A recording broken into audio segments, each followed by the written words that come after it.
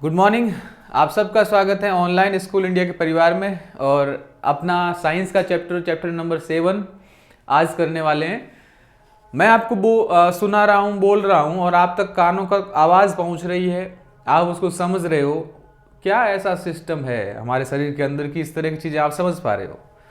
आपको मैंने थप्पड़ मार दी, मूड हो गया, मार दी और आपको थप्पड़ महसूस हुई।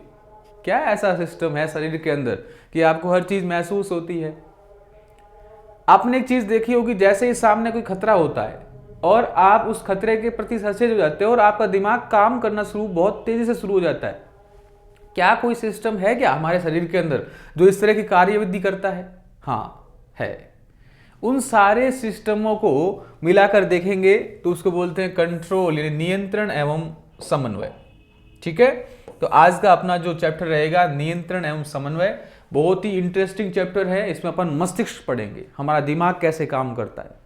दिमाग के बाद में अपन पढ़ेंगे हमारा जो हार्मोनल सिस्टम्स है, हार्मोन कैसे निकलते हैं, ग्रंथियां क्या होती है, यानी ग्लैंड्स क्या क्या होती है, वो सारी चर्चा करेंगे। तो बहुत ध्यान से देखिएगा और ये नंबर दिलाने वाले चैप्टर्स में है, ध्यान रखिएगा। तो आपको नंबर यदि प्राप्त करने हैं तो इसको बहुत ढंग से देखिएगा। चलो, सबसे पहली बात, कई बार अपन कोई चीजें देखते हैं, जैसे कोई सुई मुई का पादप है, उस सुई मुई के पादप को पत्तियों पर जैसे ही हाथ लगाओगे तो उसकी पत्तियां सिकुड़ जाती है। क्या होता होगा इसमें?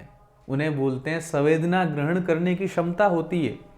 यहां पर मैंने एक गर्म चीज रख दी, मेरे शरीर को एहसास होगा कि वो चीज गर्म है। इसका मतलब मेरे शरीर में कुछ तो ऐसी चीजें हैं जो महसूस करवाती है।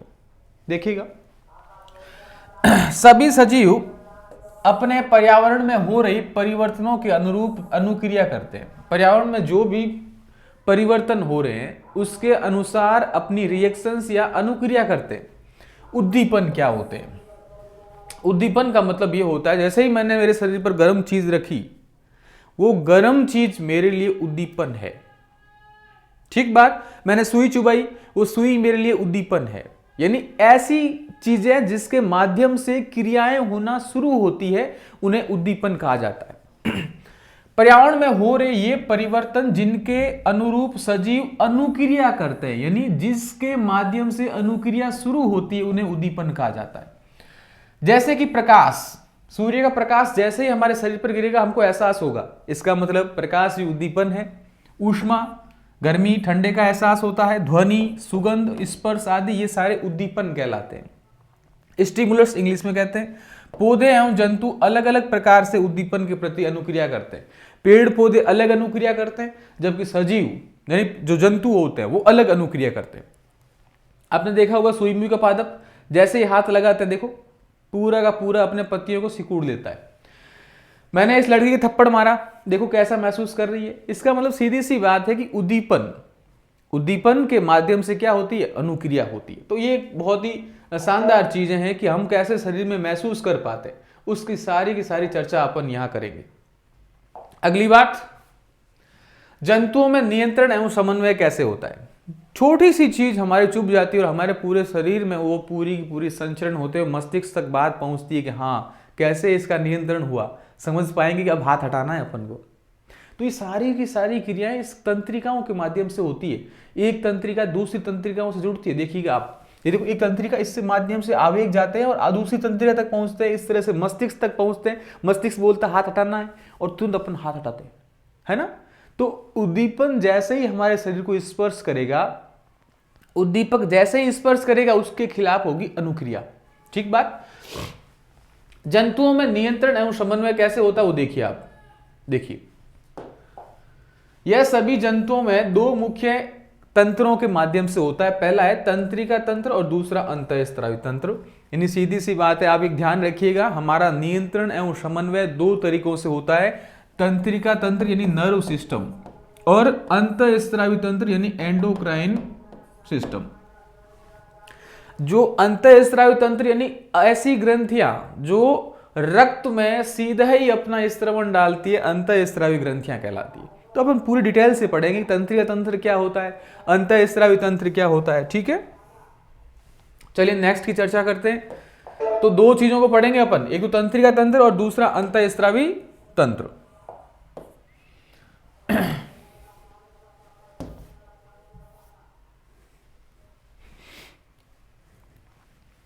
तंत्रिका तंत्र क्या चीज होती, देखिए। नियंत्रण एवं समन्वय तंत्रिका तंत्र एवं पेशीय ऊतकों के द्वारा प्रदान किया जाता है। नियंत्रण और समन्वय किसके माध्यम से होता है? इन तंत्रिका कोशिकाओं के माध्यम से। दूसरा पेशी कोशिका। आप एक चीज सोचिए, जैसे ही सुई चुभी तो तंत्रिकाओं के माध्यम से मस्तिष्क तक बात पहुंचेगी और मस्तिष्क वापस पेशियों से बात करेगा कि पेशियों तक बात भेजेगा कि आप उस हाथ को हटाओ, तो पेशी क्रिया करेगी। तो दोनों के माध्यम से होगा, तंत्रिकाओं के माध्यम से और दूसरा पेशी ऊतक के माध्यम से।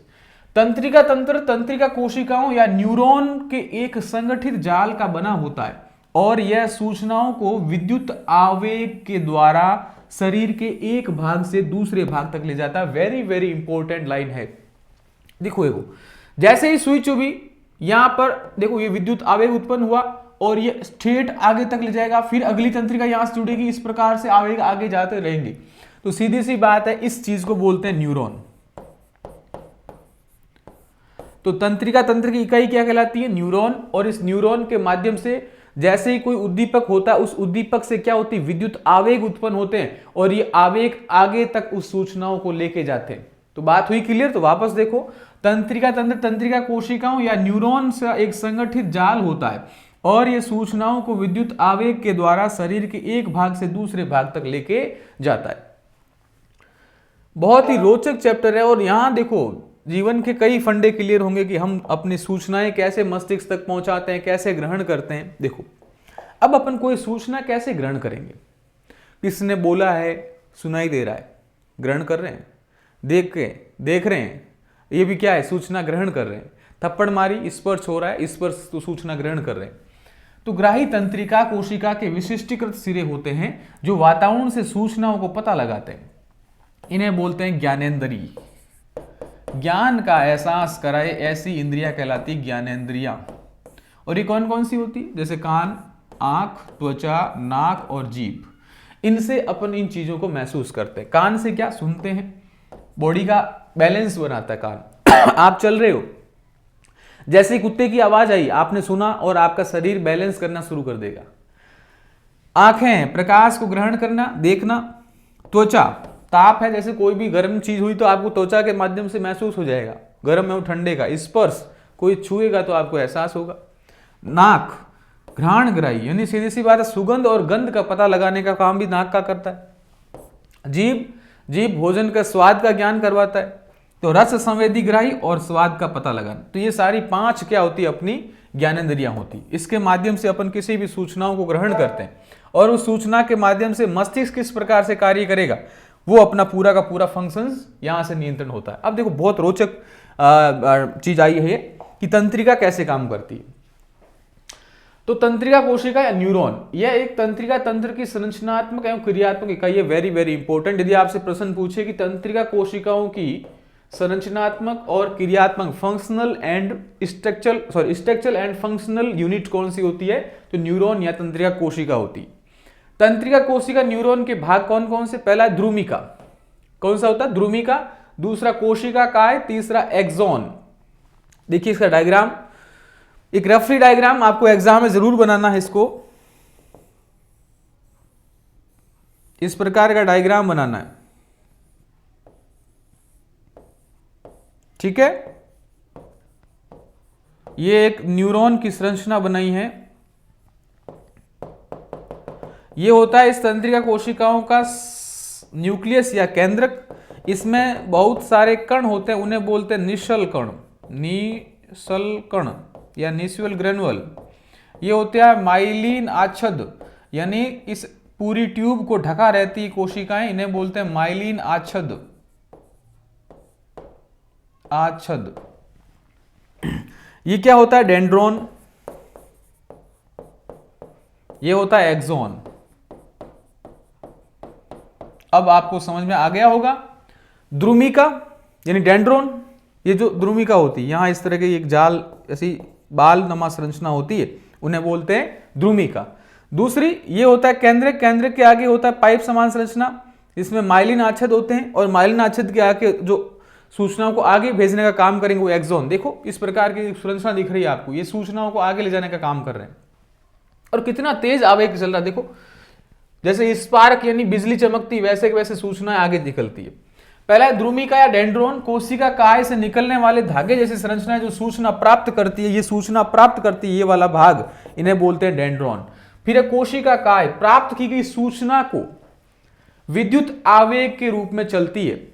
और तीसरा है तंत्रिकाक्ष या एक्सोन, ये वाला पोर्शन, यह सूचना के विद्युत आवेग को कोशिका काय से दूसरी जो तंत्रिका कोशिका है या न्यूरॉन है उस तक भेजने का काम, क्योंकि इससे दूसरी कोशिका जुड़ी होगी इस प्रकार से, फिर इस प्रकार से और अगली और अगली और अगली, इस तरह से जुड़ी हुई रहती है। तो इसका काम क्या है कि सूचनाओं को आगे तक पहुंचाना, और 3 प्रकार की संरचना जरूर ध्यान रखिएगा। अगली बात, ये देखो पूरा डायग्राम आ गया, आप तो बड़े ध्यान से समझना, एग्जाम में सीधा आएगा। देखो ये क्या है, केंद्रक है, इसको बोलते हैं, इस केंद्र की बाहरी संरचना को बोलते हैं कोशिका काय कहते हैं। क्या बोलते हैं? कोशिका काय कहते हैं। ठीक है, कोशिका काय वाली संरचना हो गई।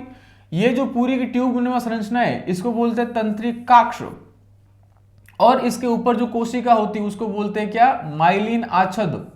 मैंने ये डायग्राम दिया, देखो माइलिन आच्छद, ये केंद्रक, डेंड्रोन, निशलकण, एक्सोन। इसको डेंड्रोन को हिंदी में बोलते हैं ध्रुमिका। क्या बोलते हैं? ध्रुमिका।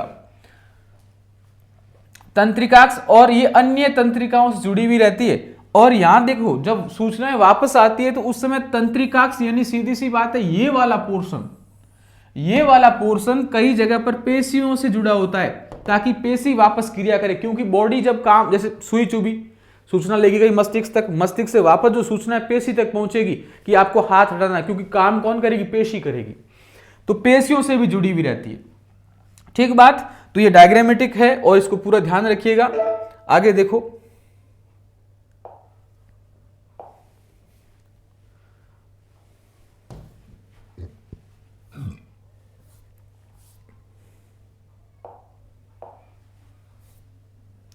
फिर है सिनेप्स क्या होते हैं। Very very important. यदि आपसे पूछे कि तंत्रिका अपने आवेगों को, यदि यहां सुई चुभी है तो मस्तिष्क तक जाने पर ऊर्जा खत्म हो जाती होगी, लेकिन ऐसा नहीं होता है। कुछ ऐसी चीजें होती है कि जैसे ही सूचना आगे जाती है बीच में उसको पंप किया जाता है, उसको स्टिम्युलेट किया जाता है, ताकि वो सूचना तेज गति से पहुंचे, ऊर्जा दी जाती है। तो उसको बोलते हैं अंतर्ग्रंथन या सिनेप्स। अंतर्ग्रंथन या सिनेप्स किसे कहते हैं? ये तंत्रिका के अंतिम सिरे पर अगली तंत्रिका कोशिकाओं के ध्रुमिका के मध्य, यहां देखो आप, एक तंत्रिका कोशिका थी ये इस प्रकार की, ये इस प्रकार का एक्सोन, यहां ध्रुमिका थी। अब आप एक चीज सोचो, इस ध्रुमिका से कोई दूसरी तंत्रिका कोशिका जुड़ी हुई है, तो इनके मध्य वाला भाग क्या होता है? सिनेप्स होता है। और ये सिनेप्स क्या करता है? यहां विद्युत आवेग को रासायनिक संकेत में बदला जाता है, जिससे यह आगे संचरित होता है। अब आप यकीन मानिए कि ये सिनेप्स बहुत बड़ा योगदान देता है, नहीं तो सूचनाओं को इतने लंबी दूरी तक तय कर पाना मुश्किल होता है। जैसे पैर में कांटा चुभता है, मस्तिष्क ठेठ यहां पड़ा, पैर बहुत नीचे पड़ा, तो उसके बीच की दूरी को और अधिक आवेग को गति प्रदान करते हैं सिनेप्स। तो तंत्रिका का वह अंतिम सिरे एवं अगली तंत्रिका की कोशिका का ध्रुमिका के मध्य का जो रिक्त स्थान होता है, यहां विद्युत आवेग को रासायनिक संकेत में बदला जाता है, जिससे यह आगे संचरित हो सके। अब है प्रतिवर्ती क्रिया, यानी सीधी सी बात है, सुई चुभने पर हाथ हटाना, ये हाथ हटाने की जो क्रिया है वो कहलाती प्रतिवर्ती क्रिया। किसी उद्दीपन के प्रति तेज एवं अचानक की गई अनुक्रिया प्रतिवर्ती क्रिया कहलाती है। सुई चुभने पर आप तुरंत हाथ हटाते हो, तो तेज एवं अचानक की गई प्रतिक्रिया या अनुक्रिया वो क्या कहलाती है? प्रतिवर्ती क्रिया। उदाहरण, किसी गर्म वस्तु को छूने पर हाथ का पीछे हटा लेना। अब है प्रतिवर्ती चाप, वेरी वेरी इंपॉर्टेंट। यानी सीधी सी बात है कि आप जब वो क्रिया कर रहे हो, उस क्रिया के दौरान तंत्रिकाओं के जो आवेग होते हैं वो किस माध्यम से, किस मार्ग से चलते हैं, उसे बोलते हैं प्रतिवर्ती चाप। प्रतिवर्ती क्रिया के दौरान विद्युत आवेग जिस पथ पर चलते हैं उसे प्रतिवर्ती चाप कहते हैं। तो ये जो मार्ग है, ये मार्ग क्या कहलाएगा? उसका प्रतिवर्ती चाप। आपको ये डायग्राम बनाना है, ध्यान रखना। ये देखो, ये मस्तिष्क है, इस मस्तिष्क से सूचना जाती है, तो ये जो मार्ग है ये कहलाता है प्रतिवर्ती चाप। ठीक है, तो ये सूचना क्या करता है? सूचनाओं को जिस मार्ग से चलना होता है उसे बोलते हैं प्रतिवर्ती चाप। और बहुत महत्वपूर्ण चीज है, एग्जाम में सीधा आ गया प्रतिवर्ती क्रिया क्या होती है, तो आपको ये बताना है, ठीक है।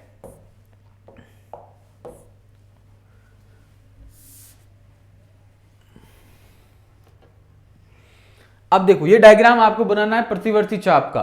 कैसे? ये पूरा का पूरा पोर्शन है वो मस्तिष्क का है, ठीक है। और मस्तिष्क यानी दिमाग का कौन सा भाग प्रतिवर्ती क्रियाओं को नियंत्रण करता है, तो मस्तिष्क में बहुत सारे भाग होते हैं, उसका मुख्य भाग कौन सा होता है, प्रमस्तिष्क होता है, अनुमस्तिष्क होता है, और सबसे पीछे वाला भाग मेडुला ओब्लांगेटा। तो मेडुला ओब्लांगेटा, इस मेडुला ओब्लांगेटा के नीचे होता है मेरु रज्जु, यानी कमर, कमर के बीच में जो रीढ़ की हड्डी होती है, उस रीढ़ की हड्डी से चारों ओर तंत्रिकाएं निकलती है, उन्हें बोलते हैं मेरु रज्जु। इन मेरु रज्जु से क्या नियंत्रित होती है, पूरी की पूरी ये प्रतिवर्ती क्रियाएं नियंत्रित होती है। तो मेरु रज्जु वाले भाग से जैसे मस्तिष्क के पास संदेश गए, मस्तिष्क ने वापस संदेश भेजे, और यहां से क्या होगी, देखो ये पूरी की पूरी प्रेरक तंत्रिका कोशिका होगी और पेशी तक पहुंचेगी, और पेशी को बोलेगी कार्य करना, क्या करे, प्रारंभ कर। तो गर्म वस्तु से अपन तुरंत क्या कर लेंगे, हाथ हटा देंगे। तो वापस देखो, ये कोई गर्म पानी है, जैसे ही आपका हाथ लगा सूचना मस्तिष्क तक पहुंचेगी, यहाँ ये मेरु रज्जु तक पहुंची, मेरु रज्जु सीधा कहां पहुंचाएगा, मस्तिष्क तक। मस्तिष्क वापस क्रिया भेजेगा और यहां से वापस क्रिया जाएगी पेशी तक, और पेशी क्रिया करेगी और बोलेगा तुरंत हाथ हटाना है। यही क्या है, प्रतिवर्ती चाप है। अब देखो मेरु रज्जु कैसे काम करेगा, मेरु रज्जु काम करेगा त्वचा के माध्यम से, क्योंकि जैसे ही त्वचा को स्पर्श हुई गर्म वस्तु तो त्वचा उसमें ग्राही की, तो ग्राही अंग कौन है, त्वचा है। और ग्राही कैसे हुई, उद्दीपन या ऊष्मा से, क्योंकि जैसे ही ऊष्मा प्राप्त हुई हाथ गर्म हुआ, एहसास हो गया, ग्राही कौन, त्वचा। वापस काम किस पर करेगी, पेशी पर काम करेगी, यानी अनुक्रिया, हाथ पीछे हटा लिया जाएगा। तो ये प्रतिवर्ती चाप के बारे में आपको ध्यान रखना है और समझना है, क्योंकि समझ दोगे तो बिल्कुल एग्जाम में आसानी से कर पाओगे। फिर अनुक्रिया अनुक्रिया कैसे करते, देखो ये मस्तिष्क में सूचनाएं भेजते हैं और यहां से वापस सूचना जाती है और इस प्रकार से अनुक्रिया होती है। तो अनुक्रिया कैसे होती है, ये 3 प्रकार की होती है, सीधी सी बात। एक अपनी इच्छा के अनुसार, दूसरी बिना इच्छा के अनुसार। देखो ऐच्छिक क्रिया अग्र मस्तिष्क के माध्यम से नियंत्रित की जाती है। हमारा जो मस्तिष्क का अगला भाग है उसके माध्यम से ये सारी की सारी ऐच्छिक क्रिया नियंत्रित की जाती है। मेरी इच्छा है कि मैं उसको थप्पड़ मारूं, तो ये ऐच्छिक क्रियाओं का जो नियंत्रण करता है, कौन सा भाग करता है, अग्र मस्तिष्क, यानी मस्तिष्क का अगला भाग। जैसे बोलना मेरी इच्छा है, लिखना मेरी इच्छा है, ऐच्छिक क्रिया है, ठीक बात। दूसरी अनैच्छिक क्रिया, मेरे वश की रोग नहीं है, ठीक है, प्यार तो हो जाता है, अपने वश का थोड़ी होता है ना, तो ये ऐच्छिक नहीं है, अनैच्छिक क्रिया है। तो मध्य मस्तिष्क एवं पक्ष मस्तिष्क द्वारा नियंत्रित की जाती कौन सी क्रिया, अनैच्छिक क्रिया। जैसे श्वसन, मैं चाहूं कि 10 दिन में सांस ही नहीं लूं, नहीं मैं तो नहीं लूंगा, ऐसे नहीं होता है, लेना तो पड़ेगा, क्योंकि अनैच्छिक क्रिया आपकी इच्छा के अनुसार कार्य नहीं करती। दिल का धड़कना, मैं चाहूं कि मेरा दिल धड़के ही नहीं, हृदय धड़के ही नहीं, ऐसा नहीं होता, हृदय को धड़कना ही पड़ेगा। और तीसरी है प्रतिवर्ती क्रिया, मेरु रज्जु के द्वारा नियंत्रित की जाती है, वेरी वेरी इंपॉर्टेंट। और तो जो मेरु रज्जु यानी आपका जो पीछे वाला रीढ़ का हड्डी वाला भाग होता है, उसके माध्यम से प्रतिवर्ती क्रियाओं का नियंत्रण किया जाता है। उदाहरण, गर्म वस्तु को छूने पर हाथ का हटा लेना, ये सारी की सारी कैसी प्रतिवर्ती क्रियाएं हैं। मैंने आपको एग्जाम्पल से बताया था अभी आपको, ठीक है। नेक्स्ट बात करते हैं अपन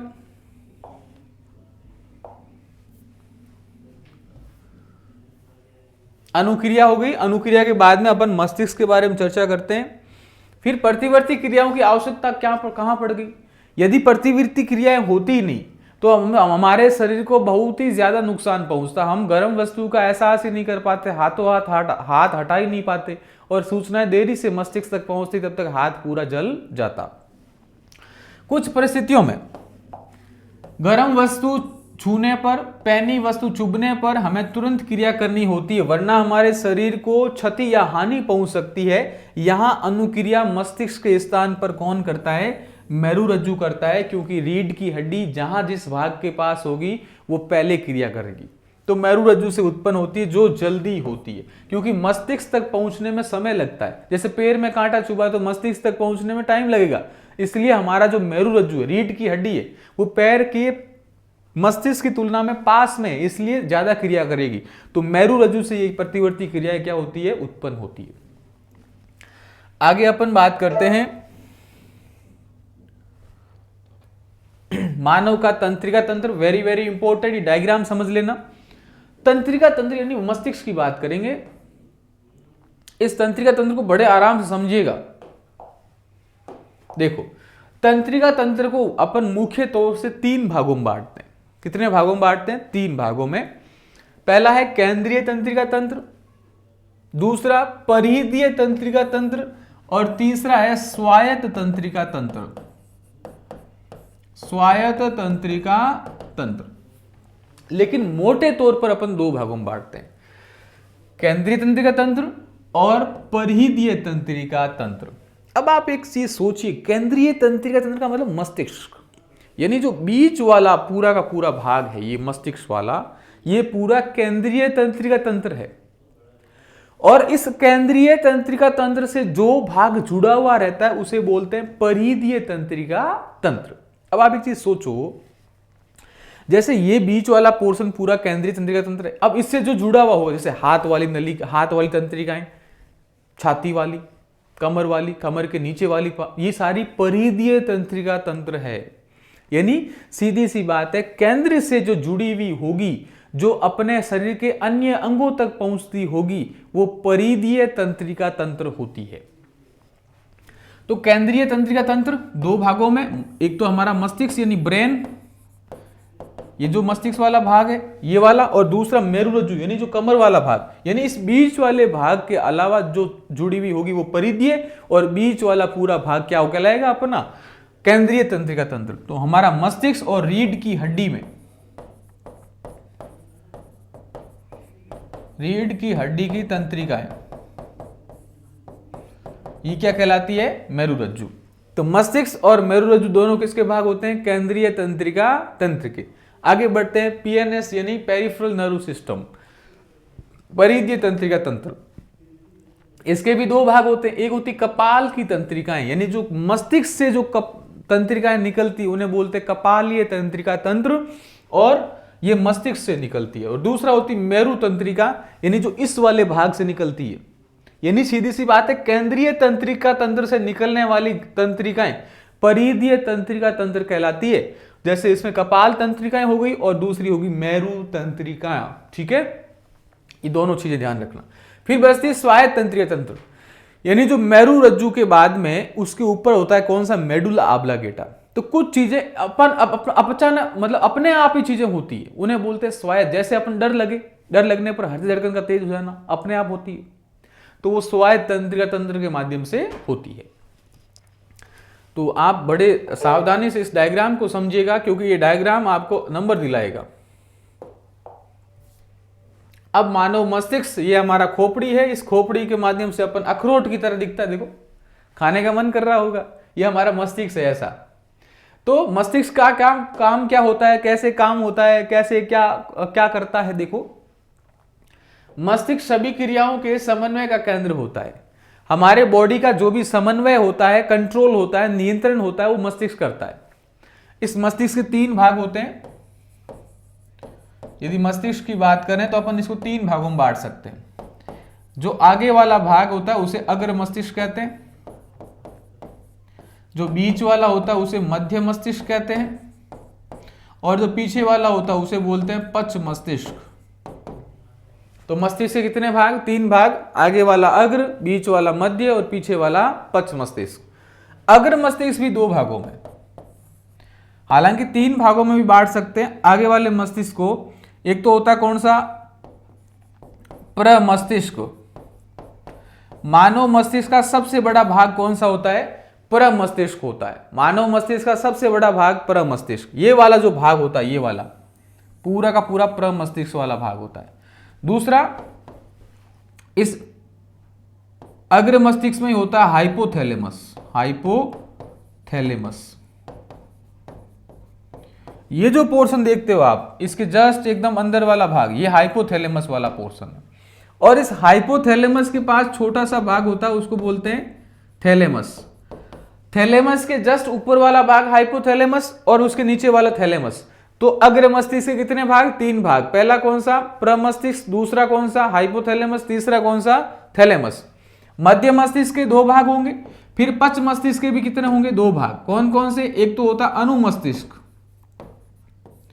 अनुमस्तिष्क या सेरिबेलम, और दूसरा होता मेडुला ऑब्लांगेटा। तो बताओ मस्तिष्क के कितने भाग? 3। अग्र मध्य पश्च, अग्र मध्य पश्च। अग्र के कितने भाग? 3। कौन कौन सा? प्रमस्तिष्क, हाइपोथैलेमस और थैलेमस। मध्य के देखने सुनने का काम होगा, और पश्च मस्तिष्क का काम होगा अनुमस्तिष्क और मेडुला ऑब्लांगेटा। इसके 2 भाग होते हैं।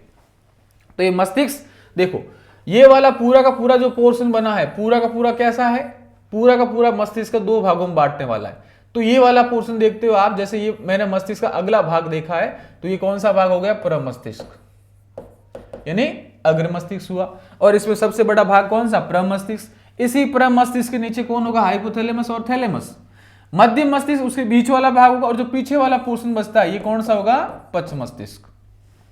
तो इस प्रकार का डायग्राम है आप मस्तिष्क का, आपको एग्जाम में भी बनाना है ऐसे डायग्राम को, ठीक है? क्योंकि एग्जाम में डायग्राम बनाओगे तो सीधी सी बात है आपके नंबर ज्यादा आएंगे। अब ये मस्तिष्क का डायग्राम है, इस प्रकार से बनाना। देखो कौन कौन से भाग होते हैं इसमें। ये मस्तिष्क का डायग्राम इस प्रकार के देखोगे आप, और इस मस्तिष्क के ऊपर परतें होती है, 1 परत, 2 परत, 3 परत। इन्हीं परतों को क्या बोलते हैं? मेनिन्जेस बोलते हैं। मस्तिष्क की परतों को क्या बोलते हैं? मेनिन्जेस बोलते हैं। ठीक बात। इस मेनिन्जेस के अंदर क्या होता है? मस्तिष्क होता है, जो इससे सुरक्षा, ये जो परतें होती इस मस्तिष्क की सुरक्षा प्रदान करती। अब इसमें क्या क्या होता है देखो, ये जो पूरा का पूरा अगला वाला पोर्शन है ये कहलाता है प्रमस्तिष्क। इस प्रमस्तिष्क के नीचे वाला भाग क्या कहलाता है? मध्य मस्तिष्क। और जो पीछे वाला भाग है वो क्या कहलाता है? पश्च मस्तिष्क। अब देखो ये पूरा का पूरा जो बड़ा वाला पोर्शन है, ये पूरा का पूरा पोर्शन है प्रमस्तिष्क। इस प्रमस्तिष्क से जस्ट नीचे कौन सा है? हाइपोथैलेमस। और इस हाइपोथैलेमस के पास में ही कौन होता है? थैलेमस। ये वाला पोर्शन, सॉरी ये हाइपोथैलेमस, या ये वाला जो पोर्शन है, ये वाला पोर्शन कौन सा है? मध्य मस्तिष्क का। और इस मध्य मस्तिष्क के बाद में देखोगे इसके जो पीछे वाला भाग है वो क्या कहलाएगा? वो कहलाएगा पश्च मस्तिष्क। और इसमें ये वाला जो पोर्शन है ये कहलाएगा अनुमस्तिष्क। यहां कहीं लिखा हो, ये देखो ये लिखा हुआ है अनुमस्तिष्क। इस अनुमस्तिष्क और पूरे मस्तिष्क से नीचे जो भाग जुड़ा हुआ होगा वो कहलाएगा पोन्स। क्या कहलाएगा? पोन्स। और इस पोन्स के जस्ट पास में होता है मेडुला ऑब्लांगेटा। और ये वाला पूरा का पूरा होगा क्या? अपनी रीढ़ की हड्डी से जुड़ा हुआ होगा। ये बात ध्यान रखिएगा। तो ये लकवा वगैरह होता है ना, उस लकवे के दौरान प्रमस्तिष्क प्रभावित होता है, जिससे अपना सूचना ग्रहण करने की क्षमता समाप्त हो जाती है। तो मस्तिष्क के डायग्राम में कुछ नहीं करना है, आपको इस प्रकार की आकृति बनानी है। आकृति बनाने के बाद में इस प्रकार का जो अखरोट नुमा आकृति बनानी है, इसमें ये लिखना है प्रमस्तिष्क। ये वाला कौन सा? प्रमस्तिष्क। इसके नीचे वाला कौन सा पोर्शन होगा? मध्य मस्तिष्क। यहाँ कौन सा होगा? अनुमस्तिष्क। अनुमस्तिष्क के नीचे कौन सा होगा? Medulla oblongata. ये कौन सी होगी? पोन्स। और ये पोन्स किससे जुड़ी होगी? मेरुरज्जु से। तो ये प्रमस्तिष्क, प्रमस्तिष्क के नीचे होगा हाइपोथैलेमस, थैलेमस और मध्य मस्तिष्क, अनुमस्तिष्क, मेडुला ऑब्लांगेटा, पोन्स। और पोन्स किससे जुड़ी हुई होगी? मेरुरज्जु से। ये डायग्राम दिमाग में रखना, एग्जाम में सीधा आएगा कि मस्तिष्क का सचित्र वर्णन कीजिए। तो सचित्र वर्णन आप इस प्रकार से कर सकते हो। डायग्राम बनाना है, किस प्रकार से जुड़ा हुआ होता है। ठीक है। अगली चीज की चर्चा हम करते हैं। देखो सबसे पहला मस्तिष्क कौन सा? अग्र मस्तिष्क। तो अग्र मस्तिष्क में आपको ध्यान रखना है कि यह मस्तिष्क का सबसे अधिक जटिल होता है और सबसे विशिष्ट होता है और सबसे बड़ा भाग होता है। मस्तिष्क का मुख्य सोचने वाला भाग होता है। तो अपन सोचते कहां से हैं? यहां से सोचते हैं। कौन से वाले भाग से? अग्र मस्तिष्क से। ऐच्छिक कार्यों का नियंत्रण यहीं से करते हैं। मेरी इच्छा होगी मैं थप्पड़ मारूं आपको, तो मेरी इच्छा हुई, तो कौन सा भाग है? अग्र मस्तिष्क। जैसे न्यूटन ने सेब गिरते हुए पेड़ से देखा, तो न्यूटन ने जैसे ही सेब गिरते हुए पेड़ से देखा तो उसके दिमाग में सोचने की क्षमता विकसित हुई। तो कौन सा दिमाग काम किया? अग्र मस्तिष्क। सूचनाओं को याद करने का, देख तो कभी कभी लड़कियों के मोबाइल नंबर अपन कभी लंबे समय तक याद रख पाते हैं। क्यों? क्योंकि सूचनाओं का जो केंद्र होता है वो कहां होता है? अग्र मस्तिष्क में होता है। तो सूचनाओं को याद करना, शरीर के विभिन्न हिस्सों से सूचनाएं ग्रहण करना और उनका समायोजन करना, इसीलिए कहते हैं बुद्धि। तो बुद्धि का केंद्र कहां होता है? इस अग्र मस्तिष्क में। भूख से संबंधित केंद्र, भूख अपन को एहसास होती है हाइपोथैलेमस से। भूख, प्यार, निद्रा, सेक्स, ये सारी भावनाएं हाइपोथैलेमस से नियंत्रित होती है। तो ये सारे के सारे भाग किसमें होते हैं? अग्र मस्तिष्क में। तो अग्र मस्तिष्क के बारे में बहुत विशेष तौर से ध्यान रखिएगा कि हमारा जो पूरा का पूरा दिमाग होता है वो अग्र मस्तिष्क ही होता है, ध्यान रखना। इसलिए मस्तिष्क का मस्तिष्क यानी दिमाग का दिमाग किसे बोलते हैं? अग्र मस्तिष्क को बोलते हैं, ठीक है। तो दिमाग का दिमाग किसे बोला जाता है? अग्र मस्तिष्क को बोला जाता है। इसीलिए अग्र मस्तिष्क हमारे लिए बहुत ही इंपॉर्टेंट चीज हो गई, ठीक है। अगली बात अपन देखते हैं मध्य मस्तिष्क। मध्य मस्तिष्क का काम होता है देखने और सुनने का। देखो, बोलने का तो कहां से होगा? अग्र मस्तिष्क से, जबकि मध्य मस्तिष्क से केवल और केवल देखने और सुनने का, ठीक है। अगली चीज यहां ध्यान रखना, यहां आपको अलग से लिखना है, इस वाले चीज को छोड़ना है, ये अपने काम की नहीं है, ये थोड़ा गलत इसमें प्रिंट हो गया। मध्य मस्तिष्क का काम है केवल देखने और सुनने का कार्य। देखने व सुनने का कार्य मध्य मस्तिष्क के माध्यम से किया जाता है। मध्य मस्तिष्क से किया जाता है, ठीक है। ये जो क्रिया है, ये जो अनैच्छिक क्रिया है, ये अपने इस मध्य मस्तिष्क में नहीं आएगी, ये आएगी मेडुला ऑब्लांगेटा में। थोड़ा गलत प्रिंट हो गया। ये देखो डायग्रामेटिक वापस देख लो। ये देखो पूरा का पूरा जो पोर्शन होता है यहां पर देखो कौन सा है? ये है आपका पूरा का पूरा प्रमस्तिष्क। इसके नीचे आपके जुड़ा होगा कौन सा? मध्य मस्तिष्क। ये वाला पोर्शन पोन्स होगा और पोन्स से जुड़े होगी मेरुरज्जु, ठीक है। ये वाला कौन सा हो गया? अनुमस्तिष्क, ठीक है। और उसके पास होगा मेडुला ऑब्लांगेटा।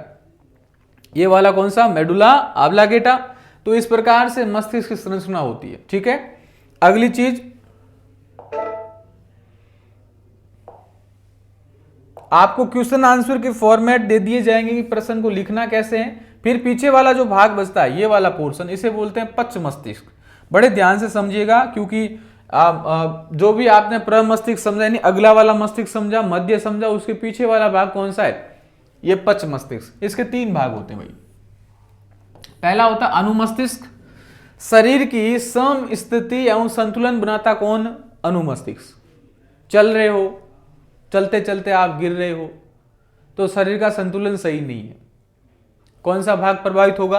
अनुमस्तिष्क। ऐच्छिक क्रियाओं की परिशुद्धि, जैसे देखो मेरी पैर उठाने का काम अनुमस्तिष्क करेगा, हाथ उठाने का काम प्रमस्तिष्क करेगा, लेकिन मेरी इच्छा वाले काम कौन सा करेगा? प्रमस्तिष्क। जबकि अनुमस्तिष्क करेगा पैर उठाना, पेन उठाना, ये सारे काम कौन से? अनुमस्तिष्क, मेडुला ऑब्लांगेटा। अनैच्छिक क्रियाएं, जैसे मेरा उल्टियां हो रही है, उल्टियों का केंद्र कहां होगा? मेडुला ऑब्लांगेटा में। बीपी अपने आप चल रही है, मतलब ब्लड अपने आप चल रहा है, इसका काम मेडुला ऑब्लांगेटा का। तीसरा भाग है पोन्स। इन सब से जुड़ा हुआ भाग कौन सा है? पोन्स। अनैच्छिक क्रियाएं जैसे श्वसन का नियंत्रण, ये सारा पोन्स और मेडुला ऑब्लांगेटा दोनों से किया जाता है, ठीक है। तो ये पीछे वाला पोर्शन कौन सा? ये वाला जो पूरा पोर्शन है ये आपका कहलाएगा अनुमस्तिष्क।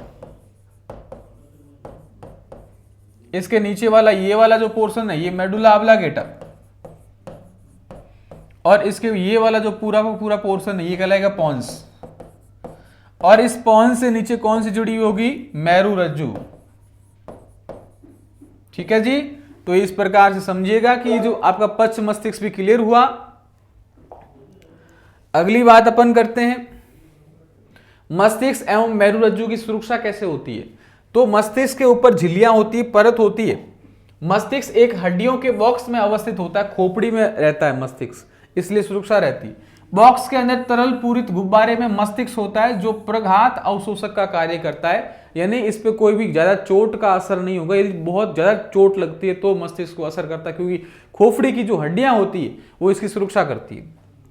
ये मेरुरज्जु, मेरुरज्जु की सुरक्षा कशेरुक दंड या रीढ़ की हड्डी करती है। रीढ़ की हड्डी के अंदर होती है तंत्रिकाएं, तो इसकी सुरक्षा अपने आप हो जाती है। ये देखो मस्तिष्क है, इससे पीछे जुड़ी हुई कौन सी, मेरुरज्जु, इसकी सुरक्षा कौन सी करती है, रीढ़ की हड्डी करती है। ठीक है, तो इस प्रकार से ध्यान रखिएगा कि इनकी सुरक्षा कौन करती है, तो मस्तिष्क की सुरक्षा खोपड़ी करती है, जबकि जो आपकी रीढ़ की हड्डी पर होती है मेरुरज्जु, उसकी सुरक्षा रीढ़ की हड्डी करती है। अब तंत्रिका कोई भी कोशिका है उसका और किसी उत्तक या कोशिका के मध्य समन्वय कैसे होगा, वो देखिए आप। कोई भी ज्ञानेंद्रिय ने उद्दीपन ग्रहण किया, जैसे त्वचा है, ज्ञानेंद्रिय है, यहां से एक उद्दीपन आया, कोई सुई चुभी, मैंने उसको ग्रहण किया, उस सूचना को ग्रहण किया, और ये ग्रहण करते सीधी की सीधी संवेदी तंत्रिकाओं के माध्यम से कहां पहुंचेगी, मस्तिष्क तक सूचना पहुंचेगी, खोपड़ी तक सूचना पहुंचेगी। मस्तिष्क ने क्या किया, इस सूचना प्राप्त एवं संसाधित किया, उसका निर्णय किया कि अब करना क्या है, फिर अनुक्रिया उत्पन्न करेगा, हाँ हाथ हटाना है। तो क्या होगा, पेशी उत्तक तक सूचना पहुंचेगी और ये पेशी क्या करेगी, पेशियों का संकुचन करेगी और हाथ हटाने की क्रिया करेगी। तो वापस बताओ, सुई चुभी, सूचना मस्तिष्क तक पहुंची, मस्तिष्क ने पेशी तक पहुंचाई और हाथ हट गया।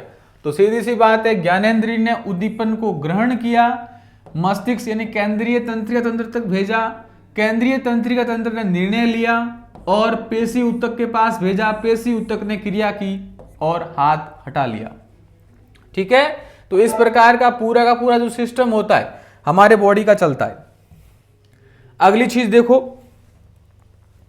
विद्युत संकेत या तंत्रिका तंत्र की क्या क्या बाउंड्रीज होती है, सीमाएं क्या क्या होती है, वो देखो आप। ठीक है,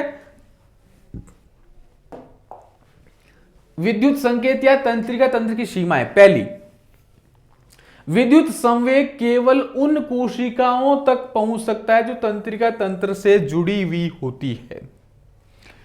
जैसे आप एक चीज सोचना, जैसे बाल है, इस बाल को अपन कटाने जाते हैं, क्या आपको महसूस होता है, दर्द महसूस होता है, नहीं होता है, क्योंकि बालों से तंत्रिका कोशिका जुड़ी हुई नहीं होती है।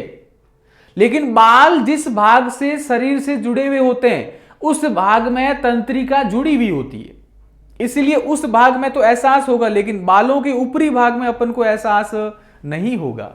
ठीक है, तो विद्युत संवेग केवल उन कोशिका तक पहुंच सकता है जहां पर तंत्रिका तंत्र जुड़ी हुई होती है, एक बात। दूसरी बात, एक विद्युत आवेग उत्पन्न करने के बाद कोशिका नया आवेग उत्पन्न करने से पहले अपनी कार्य विधि सुचारू करने के लिए समय लेती है।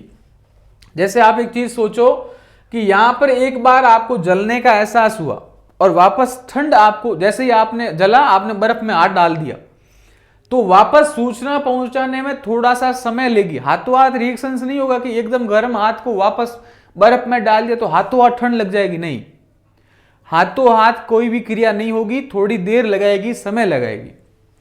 तो एक विद्युत आवेग उत्पन्न करने के बाद कोशिका नया आवेग उत्पन्न करने से पहले कोशिका लगातार आवेग उत्पन्न नहीं कर सकती, और पेड़ पौधों में तंत्रिका तंत्र नहीं होता है, पेड़ पौधों में कोई भी तंत्रिका तंत्र नहीं होता है। ये बातें आप ध्यान रखिएगा। अगली बात,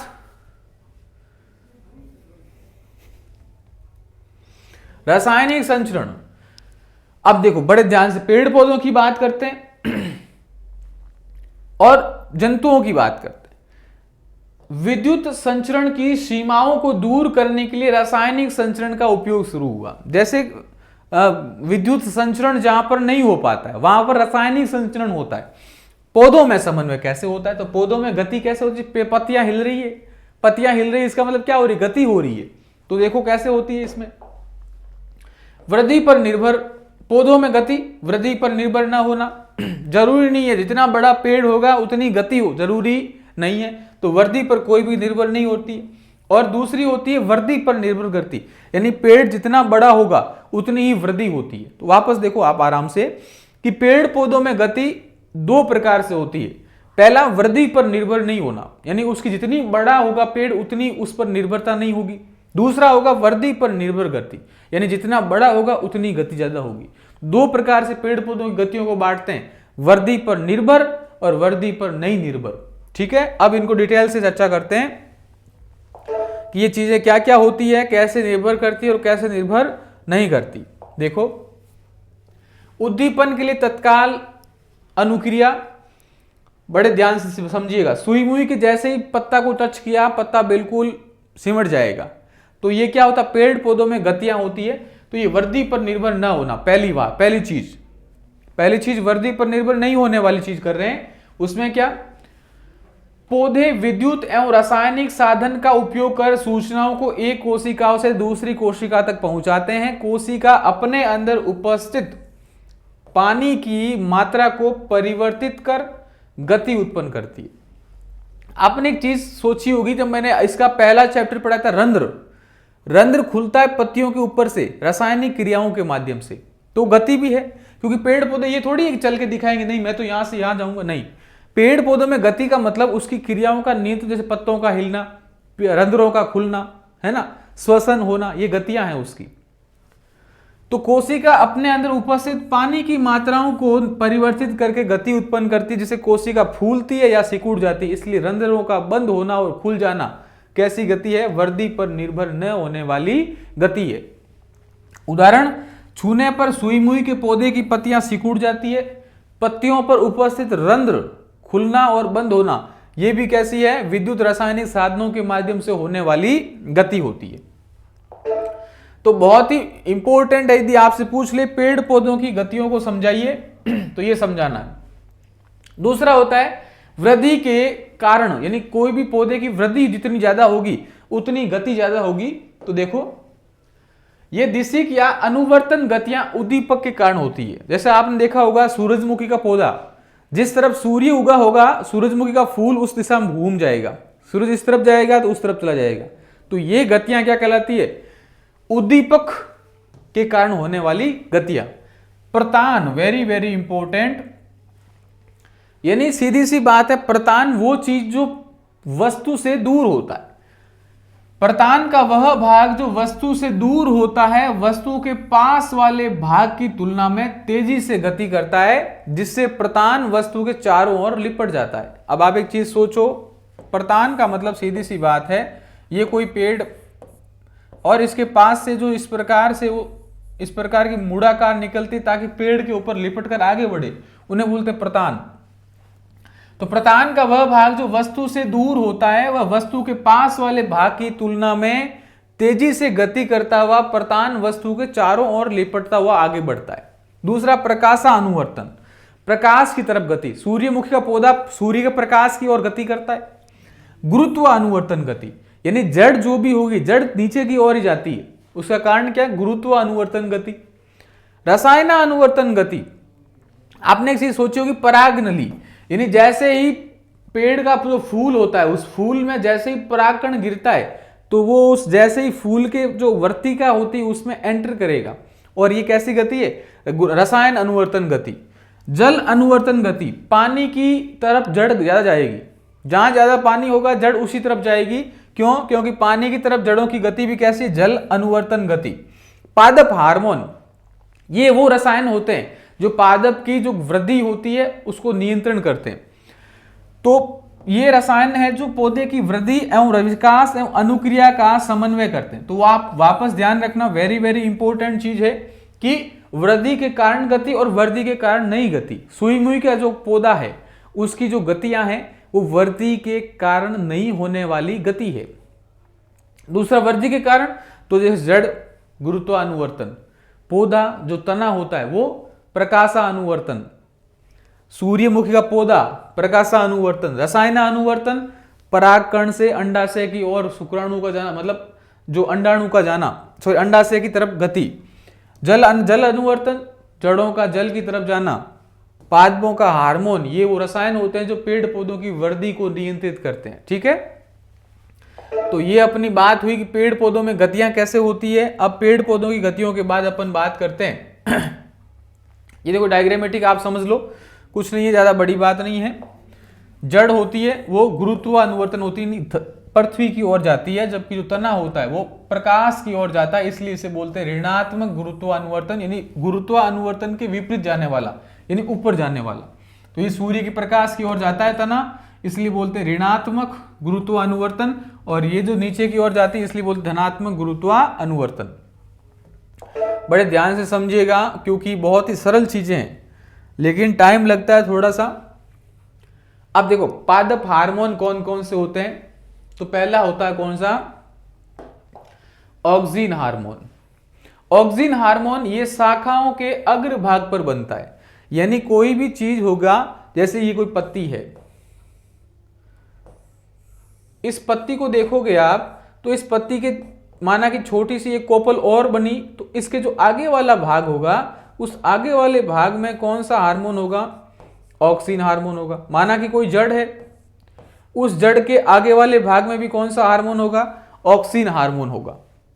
यदि किसी भी शाखाओं के जड़ों के आगे वाले भाग में कौन सा, ऑक्सिन हार्मोन होगा। इसका काम क्या होता है, कोशिका की लंबाई में वृद्धि करना, यानी कोई भी कोशिका होगी उसके लंबाई में वृद्धि करने का काम होगा ऑक्सिन का होगा। ठीक बात। आगे देखो, यह प्रकाश अनुवर्तन में सहायक होती, यानी सूर्य के प्रकाश की ओर गति करवाने में सहायक होता है ऑक्सिन हार्मोन। जैसे देखो आप, ये सूर्य का प्रकाश है, जैसे ही ऑक्सिन हार्मोन क्या करेगा, इस सूर्य के प्रकाश की ओर गति करवाने में क्या करेगा, सहायता प्रदान करेगा। सीधी होती है, लेकिन सूर्य का प्रकाश जैसे ही इधर गया तो ये ऐसे मुड़ गया, ऊपर है तो सीधा है, एकदम ऊपर है तो बिल्कुल सीधा है। तो ये क्या करेगा, ऑक्सिन हार्मोन सेल इलोगेशन यानी कोशिका में लंबाई में वृद्धि करते हुए सूर्य प्रकाश की ओर गति करवाने में सहायक होता है। तो ये ऑक्सिन हार्मोन हुआ। दूसरा हार्मोन है जिब्रेलिन। आपने देखा होगा कई प्रकार के छोटे पौधे होते हैं, उसकी वृद्धि हो ही नहीं पाती है, तो क्या करो उसमें जिब्रेलिन हार्मोन डाल, तो सीधा का सीधा वो तना लंबा हो जाएगा। तो तने की वृद्धि में सहायता प्रदान करता है कौन, जिब्रेलिन हार्मोन। तो तने की वृद्धि में सहायक होता है कौन सा हार्मोन, जिब्रेलिन। तीसरा होता है साइटोकाइनिन, कोशिका विभाजन बढ़ाएगा, यानी सीधी सी बात है, पहले तना छोटा सा था, उस तने के ऊपर साइटोकाइनिन डाला, फटाफट फटाफट कोशिका में विभाजन हो जाना शुरू हो जाएगा। तो कोशिका विभाजन में तीव्रता प्रदान करता है, फल एवं बीज में अधिक मात्रा में पाया जाता है। जैसे जो जब फल होता है, फल पहले छोटा होता है, धीरे धीरे उसमें वृद्धि होती है, उसमें साइटोकाइनिन होता है। और वेरी वेरी इंपॉर्टेंट, एब्सिसिक अम्ल यानी जीर्णता रोधी। पेड़ की पत्तियां एक समय बाद गिर जाती है पतझड़ पौधों के अंदर, क्यों, इस एब्सिसिक अम्ल के कारण। यह वृद्धि संदमन होता है, पत्तियों के मुरझाने का कारण होता है, और तनाव हार्मोन कहते हैं। जैसे पेड़ को आपने खींचना प्रारंभ कर दिया एक तरफ से, तो तनाव हार्मोन उसमें उत्पन्न होंगे कि वापस कैसे बैलेंस करना है। तो ये तनाव हार्मोन कौन सा होता है, एब्सिसिक अम्ल, ABA। ठीक है, तो वापस बताओ पेड़ पौधों के हार्मोन कौन कौन से। पहला ऑक्सिन। ऑक्सिन का काम क्या होता है कि पेड़ पौधों की जो भी शाखाएं होती है उसके आगे वाले भाग में पाया जाता है, एक बात तो ये। दूसरा वृद्धि में सहायक होता है और सूर्य के अनुसार गति करवाने का काम करवाता है। दूसरा होता है जिब्रेलिन। इस जिब्रेलिन का क्या काम होता है, जिब्रेलिन का काम होता है क्या कि इसके तने में वृद्धि करवाना। जो छोटा तना था उसका हाथों हाथ एकदम रोजेटी बना देगा, यानी बड़ा तना बना देगा। तीसरा होता है साइटोकाइनिन। साइटोकाइनिन, इस साइटोकाइनिन का काम क्या होता है, कोशिका विभाजन में सहायता प्रदान करेगा और फलों एवं बीजों में पाया जाता है। और चौथा कौन सा होता है, ऑक्सिन, जिब्रेलिन, साइटोकाइनिन और एब्सिसिक अम्ल यानी ABA। और इसका काम होता है पत्तियों का मुरझाना, पत्तियों का टूटना, विलगन यानी पतझड़ में पत्तियों का गिरना, ये सारे फलों का अलग होना। जब फल जैसे ही पकेगा अलग किस हार्मोन के कारण होगा, ABA यानी एब्सिसिक अम्ल के कारण होगा। तो ये कुछ मुख्य बातें थी, आप जरूर इस पादप हार्मोन के बारे में ध्यान रखिएगा। अगला है जंतुओं में हार्मोन। वेरी वेरी इंपॉर्टेंट चीजें हैं। जंतुओं में हार्मोन कौन कौन से होते हैं, तो मैं आपको एक डायग्राम से बता देता हूं कि आपको किस प्रकार एग्जाम में ऐसे प्रश्न करने हैं, हैंडल कैसे करने हैं। देखो,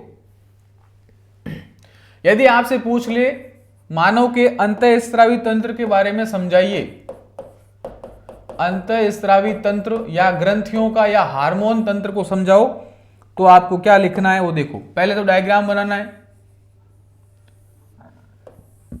बस 1 2 3 गोले यहां करने, एक यहाँ करना है, 4 बिंदु करने हैं, फिर एक थोड़ा सा यहाँ करना है, फिर ये पत्ती बनानी है, फिर यहाँ जाओ, थोड़े एक कोट बनाने हैं यानी किडनी के ऊपर, और फिर ये इस प्रकार से, और ये बस। ये आपकी क्या है, ग्रंथियां हैं। देखो ये कौन सी ग्रंथि, पीनियल ग्रंथि। बोलो बच्चों कैसी ग्रंथि, पीनियल ग्रंथि। ये कौन सी है, पीयूष ग्रंथि। यहां बाहर लिख लेते हैं क्योंकि डायग्राम के बाहर ही हमेशा नाम लिखना है। ये कौन सी ग्रंथि है, पीयूष ग्रंथि। ये कौन सी हो गई, ग्रंथियों का बाप कौन, हाइपोथैलेमस। हाइपोथैलेमस, ग्रंथियों का बाप कौन, हाइपोथैलेमस। ग्रंथियों की मां कौन, पीयूष ग्रंथि। श्वास नाल यानी कंठ के चारों ओर कौन सी होती है, थायराइड ग्रंथि। बोलो बच्चों कैसी ग्रंथि, थायराइड ग्रंथि। थायराइड ग्रंथि के ऊपर 4 मटर के दानों के समान कौन सी होती है, पैराथायराइड ग्रंथि। कौन सी ग्रंथि, पैराथायराइड ग्रंथि। इस पैराथायराइड ग्रंथि के नीचे एक होती है वक्ष स्थल, छाती के ऊपर एक ग्रंथि होती है, उसे बोलते हैं थाइमस ग्रंथि। बोलो कैसी ग्रंथि, थाइमस ग्रंथि। इस थाइमस के नीचे देखो पत्तीकार संरचना होती है, उसे बोलते हैं क्या, अग्नाशय ग्रंथि। कैसी ग्रंथि होती है, अग्नाशय ग्रंथि। पैनक्रियाज बोलते हैं इंग्लिश में। किडनी के ऊपर 2 टोपी नुमा संरचना की होती है, अधिवृक्क ग्रंथि। कैसी ग्रंथि, अधिवृक्क ग्रंथि। और यहां देखो महिलाओं में कौन सी ग्रंथि होती है, जनन ग्रंथि, अंडाशय। महिलाओं में जनन ग्रंथि कौन सी होती है भाई, अंडाशय। और पुरुषों में जो नीचे लटके हुए होते हैं उन्हें बोलते हैं वर्षण, और इनको बोलते हैं क्या, वर्षण ग्रंथि। तो बोलो ऊपर से शुरू करो, पीनियल, पीनियल के पास में हाइपोथैलेमस, पीयूष, थायराइड, पैराथायराइड, थाइमस, उसके नीचे कौन सी, अग्नाशय ग्रंथि, अधिवृक्क ग्रंथि, अंडाशय और वर्षण। वापस बोलो, पीनियल, हाइपोथैलेमस, पीयूष, थायराइड, पैराथायराइड, थाइमस, अग्नाशय, अधिवृक्क, अंडाशय और वर्षण। ये सारी की सारी आपकी क्या होती, ग्रंथियां होती। इस डायग्राम को समझ लेना, एग्जाम में आपको यही डायग्राम बनाना है यदि ये प्रश्न आ जाए तो। ठीक है, आगे बढ़े, चलिए वापस बढ़ते हैं अपने डायग्राम की ओर। तो वापस वही बात है, हाइपोथैलेमस, पीनियल ग्रंथि, पीयूष ग्रंथि, थायराइड ग्रंथि, पैराथायराइड, थाइमस, पैनक्रियाज यानी अग्नाशय, अधिवृक्क ग्रंथि, अंडाशय। ये तो होगी किसमें, महिला के अंदर। और पुरुषों में क्या होता है, वर्षण ग्रंथि होती है। फर्क बस इतना ही है, बाकी सारी की सारी ग्रंथियां क्या होती है, सेम होती है। अब बात आती है हार्मोन किसे कहते हैं। हार्मोन वे रासायनिक पदार्थ होते हैं जो जंतुओं की क्रियाओं, विकास एवं वृद्धि का समन्वय करते हैं। किसका, जंतु की क्रिया, विकास एवं वृद्धि का नियंत्रण करते हैं। फिर आता अंतःस्रावी ग्रंथि किसे कहेंगे। ग्रंथियां 2 प्रकार की, बहिःस्रावी और अंतःस्रावी। यहां अपन डायग्रामेटिक समझ लेते हैं। ग्रंथियां कितने प्रकार की होती है, 2 प्रकार की होती है। एक होती कौन सी, बहिःस्रावी ग्रंथि, और दूसरी होती है अंतःस्रावी ग्रंथि। बहिःस्रावी का मतलब ये ग्रंथियां, ग्रंथि कहेंगे किसको, गांठों को, उन गांठ से कुछ न कुछ निकलता रहता है इसलिए इसको बोलते हैं ग्रंथियां। तो ग्रंथियां 2 प्रकार की, बहिःस्रावी, अंतःस्रावी। बहिःस्रावी क्या करती है, अपना जो स्त्रवण होगा, जो बाहर निकालने वाला पदार्थ होगा, स्त्रवण क्या करेगा, रक्त में नहीं डालेगी, रक्त में नहीं डालती है। अब आप एक चीज समझो, जो आंसू आते हैं क्या खून में मिलते, नहीं, तो कैसी ग्रंथि, बहिःस्रावी। तो अश्रु ग्रंथि, लार कभी खून में मिलती है, नहीं, तो कैसी, बहिःस्रावी ग्रंथि। तो पसीना बाहर आता है तो पसीना ग्रंथि, लार ग्रंथि, अश्रु ग्रंथि, ये सारी की सारी कैसी ग्रंथि है, बहिःस्रावी। और एक यकृत ग्रंथि, वो भी कैसी है, बहिःस्रावी। इनके जो ग्रंथियां होती है उसमें नलिका पाई जाती है, नलिकाओं से अपना स्त्रवण भेजती है। अंतःस्रावी अपना स्त्रवण किसमें डालती है, रक्त में डालती है। किसमें डालती है, रक्त में डालती है। और दूसरा जो इसका स्त्रवण होता है वो कैसा होता है, नलिकाओं से नहीं डलता है, इसमें नलिका नहीं होती है। ऐसी ग्रंथियां जिसमें नलिका नहीं होती है वो होती है कौन सी, अंतःस्रावी।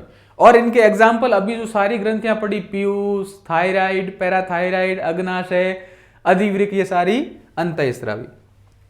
तो ये दोनों बेसिक डिफरेंस हो गया ग्रंथियों का।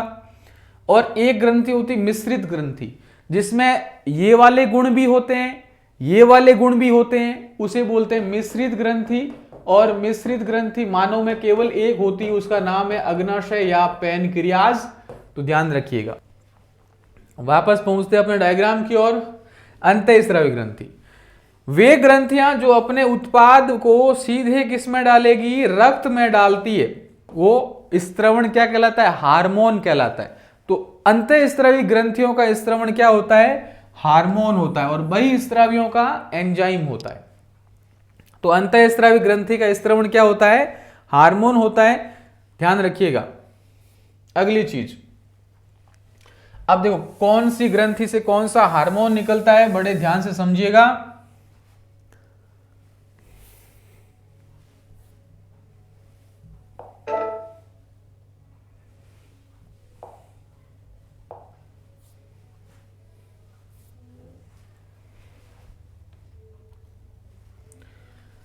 इस पूरी सारणी में आपको समझ में आ जाएगा किस ग्रंथि से कौन सा हार्मोन निकलता है, और ये सारणी आपको याद करनी। देखो सबसे पहली ग्रंथि है थायरॉक्सिन या थायराइड ग्रंथि। तो थायराइड ग्रंथि से कौन सा निकलता है हार्मोन, थायरॉक्सिन हार्मोन। किससे निकलता है, अब टू या थायराइड ग्रंथि से। कहां पर होती है, गर्दन में पाई जाती है, यहां पर पाई जाती है थायराइड ग्रंथि।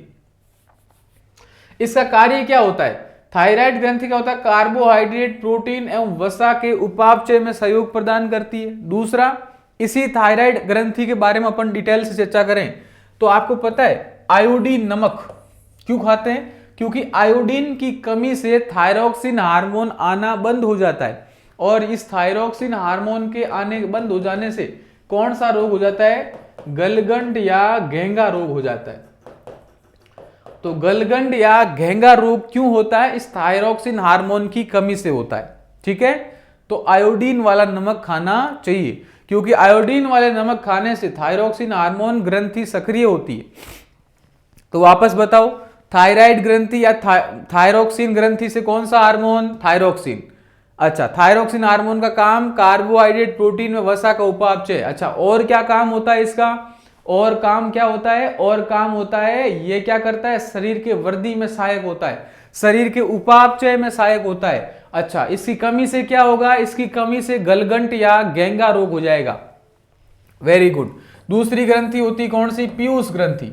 पीयूष ग्रंथि से कौन सा हार्मोन निकलता है, वृद्धि हार्मोन। यानी मेरी हाइट 5 जैसे 7 फुट है, तो 7 फुट हाइट कैसे हुई, इस वृद्धि हार्मोन के कारण। कौन सी ग्रंथि निकालती है, पीयूष ग्रंथि। इसी पीयूष ग्रंथि को मास्टर ग्रंथि कहते हैं। कौन सी ग्रंथि कहते हैं, मास्टर ग्रंथि। कहां पाई जाती है, मस्तिष्क में पाई जाती है। अब इस वृद्धि हार्मोन का काम क्या होता है, वृद्धि हार्मोन यदि किसी में कम हो जाए तो व्यक्ति, कई लोग अपन देखें बहुत छोटे से होते हैं हाइट के अंदर, बोना नाटा, तो ये बोना नाटा हो जाएगा यदि वृद्धि हार्मोन कम हो जाए तो। और किसी में वृद्धि हार्मोन बहुत अधिक हो जाए तो बहुत हाइट हो जाती है उसकी, ये लंबू कहते हैं अपन, ये लंबू आ गया। तो ये वृद्धि एवं विकास का नियंत्रण करता है। तीसरा होता है ग्रंथि कौन सी, एड्रिनलिन या अधिवृक्क ग्रंथि। तो अधिवृक्क ग्रंथि से एक हार्मोन निकलता है एड्रिनलिन। इस एड्रिनलिन का काम होता है क्या, आपके पूरे के पूरे बीपी का नियंत्रण करता है, हृदय धड़कन आदि का नियंत्रण करता है, आपातकाल स्थिति में काम आता है। जैसे सांप दिख गया सड़क पर, आपकी हार्ट बीट बढ़ जाएगी, आप तो क्या करोगे, तेज दौड़ से भागोगे। तो ये सारा काम कौन सा हार्मोन करेगा, एड्रिनलिन या अधिवृक्क हार्मोन करेगा। और कहां पाई जाती है, किडनी के ऊपर, यानी वृक्क के ऊपर। ये आपकी किडनियां होती है, इस किडनी के ऊपर देखो टोपी नुमा संरचना में होती, कौन सी, अधिवृक्क ग्रंथि। अगला है अग्नाशय ग्रंथि। यहां पर देखोगे आप, एक ग्रंथि होती है अग्नाशय, पत्तेदार संरचना होती है, पेट के नीचे होती है, आमाशय के नीचे होती है। इसका जो हार्मोन होता है वो इंसुलिन हार्मोन होता है। अग्नाशय से कौन सा हार्मोन निकलता है, इंसुलिन। इसका काम होता है ब्लड में शर्करा का नियंत्रण करना, खून के अंदर जो शुगर होती है उसका नियंत्रण करती है। यदि इंसुलिन की कमी हो जाए तो कौन सा रोग हो जाता है, मधुमेह रोग हो जाता है, डायबिटीज, इस इंसुलिन की कमी के कारण होता है। अगला है लिंग हार्मोन, वर्षण और दूसरा कौन सा होता है, अंडाशय। तो यदि पुरुषों की बात करें, लिंग हार्मोन वर्षण से स्रावित होते हैं। वर्षण जो नीचे लटके होते हैं पेट के, वो वाले, उसमें से लिंग हार्मोन निकलते हैं। और ये लिंग हार्मोन कौन कौन से होते हैं? पुरुषों में होता है टेस्टोस्टेरोन और महिलाओं में होती है अंडाशय, और उससे निकलता है कौन? एस्ट्रोजन। लिंग हार्मोन कौन सा? टेस्टोस्टेरोन और दूसरा एस्ट्रोजन। अब देखिएगा ये कहां पाए जाते हैं? तो पेट के निचले वाले भाग में पाए जाते हैं। इसका काम क्या होता है? यौना आरंभ से संबंधित परिवर्तन। आपने देखा होगा पुरुषों में दाढ़ी मूछें आती जैसे जवान होता है ना, आवाज मोटी हो जाती है, शरीर पर बहुत अधिक बाल आने शुरू हो जाते हैं, है ना, थोड़ा एकदम यूं दबंग आवाज में आ जाता है यौवन की स्थिति के अंदर। तो वो कौन से हार्मोन करता है? Testosterone hormone. इसे बोलते हैं द्वितीयक लैंगिक लक्षण। आपने एक चीज देखी होगी, जब बच्चा होता है ना, उस बच्चे में लड़का या लड़की का फर्क नहीं कर पाते हम कि लड़का है या लड़की है। लेकिन जैसे ही वो जवानी की स्थिति में प्रवेश करता है तो अपन पहचान लेते हैं कि लड़की है या लड़का है। तो लड़कियों में कौन सा हार्मोन होता है? एस्ट्रोजन, यानी अंडाशय से स्रावित होता है। इसका काम क्या होता है? लड़कियों को एकदम सुंदर बनाना, आवाज का पतली होना, चेहरे पर कोई भी बाल नहीं आना, है ना, सुंदर होना, वक्ष स्थल बढ़ना, ये सारे काम किसके होते हैं? एस्ट्रोजन का काम होता है। और ये कौन सा करता है? अंडाशय। तो महिलाओं में कौन सा? एस्ट्रोजन, अंडाशय से स्रावित होता है। और अगला हार्मोन है हाइपोथैलेमस। यहां पर जो मैंने आपको बताया था, हाइपोथैलेमस को बोलते हैं सुप्रीम कमांडर या सर्वोच्च कमांडर, जो पीयूष ग्रंथि पर नियंत्रण करता है और ये मस्तिष्क में पाया जाता है। तो हाइपोथैलेमस से मोचक हार्मोन निकलते हैं। ये क्या करते हैं? पीयूष ग्रंथि पर नियंत्रण करते हैं। ठीक है, पीयूष ग्रंथि के स्त्राव को नियंत्रण करते हैं। तो ये आपकी ग्रंथियां हो गई। अगला पोर्शन डायग्रामेटिक देख लो आप। ग्रंथियां वापस वही चीज मैंने आपको बता दी पूरी। अब एक एक ग्रंथियों को अध्ययन कर लेते हैं, मेन चीजें। पहला है थायराइड ग्रंथि या अबटू ग्रंथि। यहां पर होती है कंठ में। थायरोक्सिन हार्मोन को बनाने के लिए आयोडीन की आवश्यकता होती है, पहली चीज मैंने आपको बताई। दूसरी, कार्बोहाइड्रेट, वसा तथा प्रोटीन के पाचन में काम करता है थायरोक्सिन, शरीर को संतुलित वृद्धि करवाता है। अबटू ग्रंथि के सही रूप से कार्य करने के लिए आयोडीन की आवश्यकता होती है। यदि आयोडीन की कमी हो जाए तो कौन सा? गोइटर या घेंगा रोग या गलगंट रोग हो जाता है। ठीक है, अगला अगली ग्रंथि की अपन बात करते हैं। मधुमेह या डायबिटीज रोग किस कारण से होता है? तो ये इंसुलिन की कमी से होता है। ये बीमारी रक्त में शर्करा का स्तर बढ़ जाता है। जैसे ही ब्लड में ग्लूकोज की मात्रा यानी शर्करा की मात्रा बढ़ती है, यानी इंसुलिन हार्मोन की कमी होती है, उस कारण से मधुमेह या डायबिटीज रोग हो जाता है। तो अग्नाशय ग्रंथि द्वारा स्रावित इंसुलिन हार्मोन की कमी हो जाने से मधुमेह रोग हो जाता है। मैंने आपको पहले ये चीज बता दी। अगली चीज, इसका उपचार क्या है? इंसुलिन हार्मोन का इंजेक्शन देना पड़ता है डेली का डेली। फिर पुनर्भरण क्रिया विधि, हार्मोन को अधिक या कम करना। जैसे देखो आप, हार्मोन यदि ज्यादा हो जाए शरीर में तो नुकसान करेंगे, और कम हो जाए तो भी नुकसान करते। तो उसका पूरा का पूरा नियंत्रण कौन करता है? हाइपोथैलेमस करता है। तो हार्मोन का अधिक या कम मात्रा में स्रावित होना हमारे शरीर पर हानिकारक प्रभाव डालता है, और अधिक स्रावण होने पर भी क्या होता है? हानिकारक प्रभाव डालता है। यदि कम स्रावण हो गया तो उसके पुनर्भरण क्रियाविधि में यह सुनिश्चित करती है कि हार्मोन सही मात्रा में या सही समय पर स्रावित हुआ है या नहीं। उदाहरण के लिए रक्त में शर्करा का नियंत्रण, यदि शर्करा ज्यादा हो गई तो इंसुलिन स्रावित होगा और शर्करा को कम कर देगा। यदि शर्करा कम हो गई तो क्या करेगा? ग्लूकेगॉन स्रावित होगा और ग्लूकोज की मात्रा को बढ़ाएगा। अगली बात, थैंक यू।